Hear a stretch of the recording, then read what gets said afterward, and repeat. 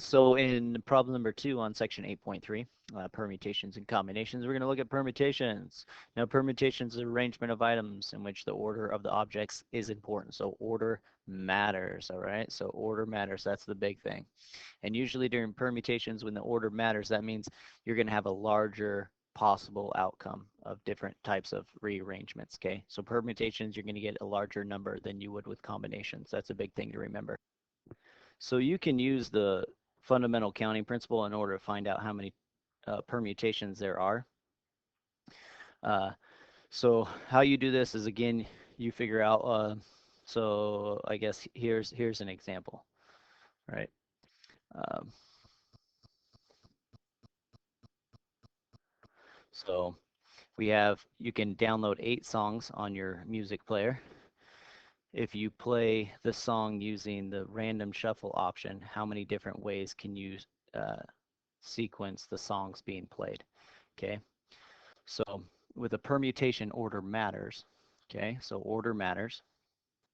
So say let's just do later letters. Okay, so A, B, C, D, E, F, G, H. Okay, so these are your song titles. Okay, A, B, C, D, E, F, G, H. There, so there's 8 of them, right? And you want to see how many different ways you can rearrange that. Okay, so if you play A first and followed by B, C, D, E, F, G, H, that would be one way to play to shuffle it, right? That'd be one, or that's be one. And then as long as even if I just switched these two and I went B and then A and then C, D, E, F, G, H, even though A is in that list, it's still a different way to order these because the order does matter. So it matters if you play A or B first. If order didn't matter, then these two would be the exact same. But when order matters, it matters which song you play first, then these are two different possibilities. Okay, that's what permutation means. It means the order matters. So even though, like a famous one, say president, vice president, and secretary, right? And you have 3 names. So John, Quincy, and then Adams, right? So if you have these 3 people running for president, vice president, secretary, well, this would be one order, but if you rearrange their names, you put Adam as president, right? And then John as vice president, and then secretary is Quincy. I don't know how to spell Quincy, whatever.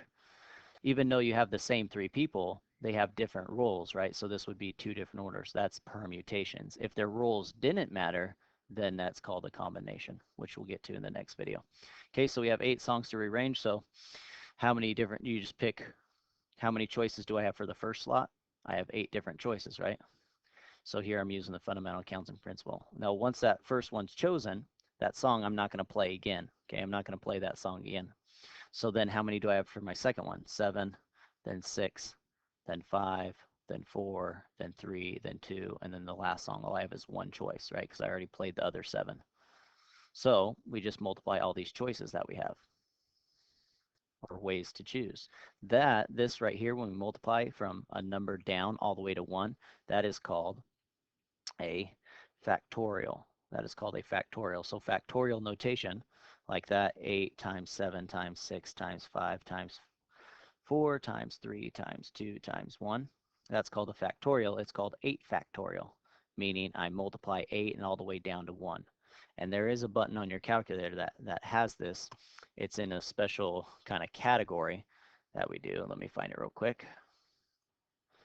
Actually, it's not in a special category. I found on my calculator, but it could be in a special category under, sometimes you'll see the probability.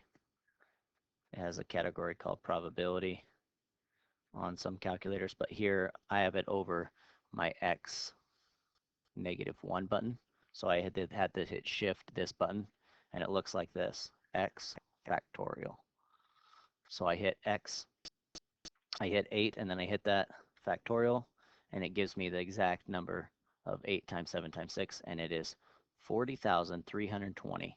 So there's 40,320 ways your music player can shuffle those 8 options. That's how many different ways that it can go.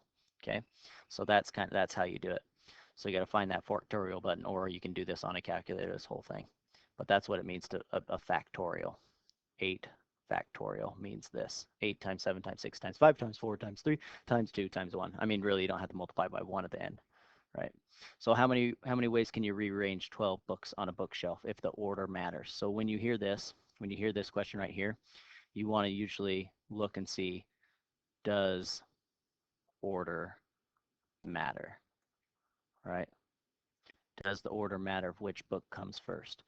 If it does, then it's a permutation, and you can just do 12. What do you do with the rest? Okay, what's for your first choice and line of the books? What's your second choice? How many choices do you have? How many choices for the third? How many choices fourth? All the way down to how many choices for the first. And you can use the fundamental counting principle, or you can use factorial. Okay, so that's how you do a permutation where order matters. Got it? Have fun with that one.